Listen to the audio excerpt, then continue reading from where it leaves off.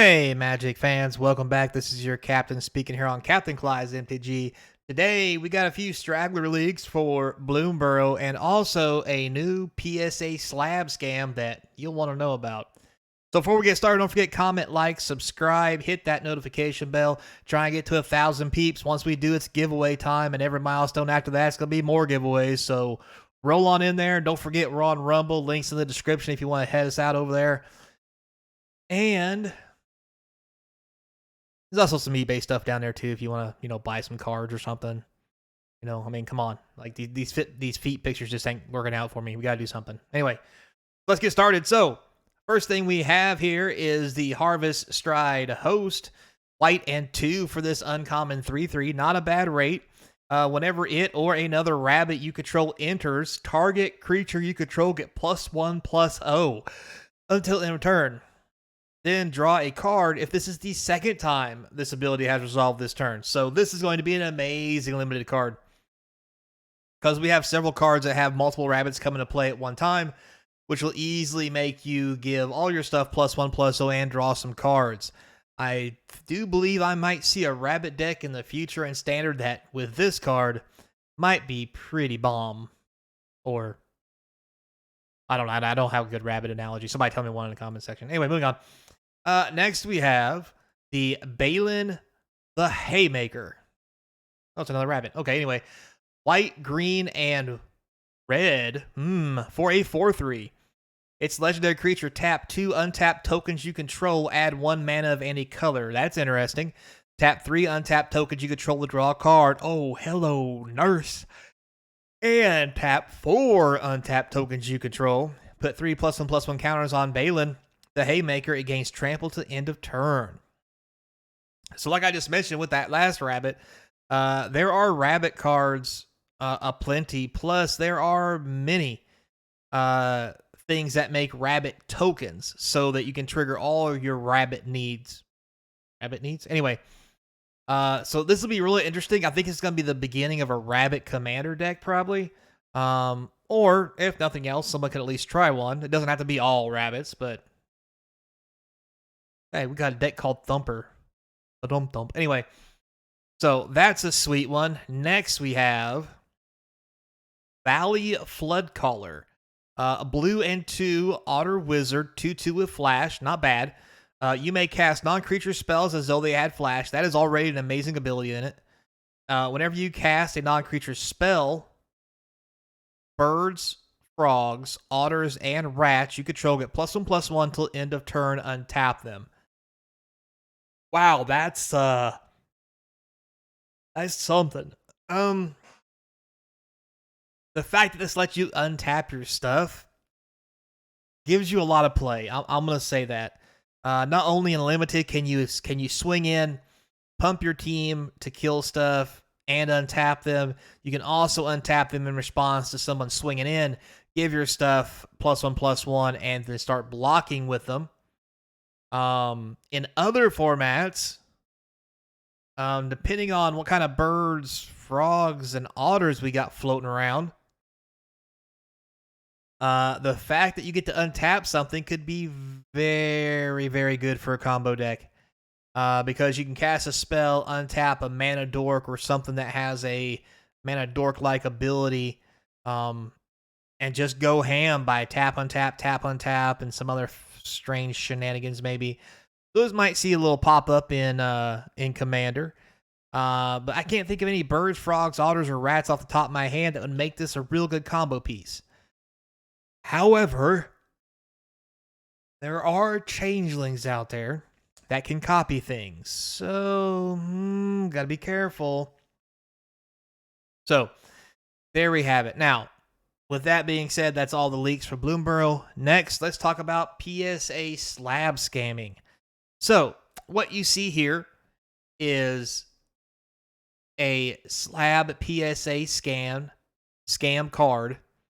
So, you may be thinking, well, Captain, what's wrong with it? Looks fine. Well, here's the thing. PSA has actually certified this card, and it's a fake card. So let's explain this. It says PSA DNA certified, right? What it's certifying is Rob Alexander is an authentic signature. So the card is signed by the artist, correct. But notice here it says trading card. It says trading card because this is not an authentic Magic card. This is basically a proxy with Rob Alexander's signature on it. And somebody sold this as a real Underground C. And then once they figured out what was going on, guess what? They lost all their money because somebody questioned it. Eventually, this got popped. And they found out the card inside was indeed faked, even though Rob Alexander actually did sign the card. Now, nothing against the artist. The artist will sign anything you want him to. It's honestly irrelevant. Not their fault. However, PSA does hold some responsibility for grading this card only as a signature and not the card itself. So it's a weird thing where you can have a signature graded by PSA and or not graded, but really authenticated by PSA on a fake card, which is why they put trading card up here. So if you look at a real PSA card, it's going to say something like this. It'll say 1994 Magic the Gathering. It'll say Paralyzed. It'll say Revised and Gem Mint 10. Plus, there's a number code, right? We go back, we look at the previous card. You can notice there is a code. There is no PSA grading because the card's not real. Also, the Gem Mint, you'll notice here it has all the names on it. Here, it just says it's a trading card because any card can be a trading card, even if it's a proxy. It says Rob Alexander, authentic. This is a signature-only card. This is a real Magic card. Now, with all that being said, guys, anybody from eBay to auctions are selling these cards, and people are figuring out that they're not real cards because they're using the number here to look the card up, and the number will tell you if it's a real card or not because it'll give you the details like, hey, you look this number up, it will tell you the card not graded or card proxy authenticated, Rob Alexander's signature on card, yada, yada, yada. Like, you look this one up, it will tell you it is a Gem Mint 10 1994 Magic the Gathering Paralyzed card from Revised. So, for anybody who doesn't know what they're looking for in slabs, do your homework, do your research before you buy. There's always somebody out there trying to steal somebody's money and scam somebody. So, know the difference in these two. And stay vigilant, guys. There's always shady people out there. And to be fair, it's really hard to catch who's doing this because it's easy to say I bought it that way, and you never know if they really did or if they did it themselves, had it slabbed, and then tried to sell it. I don't know if there's a good way to curb this or even address it. I mean, if you catch somebody trying to sell a fake, I think the best thing you can do is, obviously we can't get them in trouble, but we should be cracking these. You know, once we find out these are fakes, we look them up with this. We really should crack this since it's a proxy card and destroy the card right in front of them.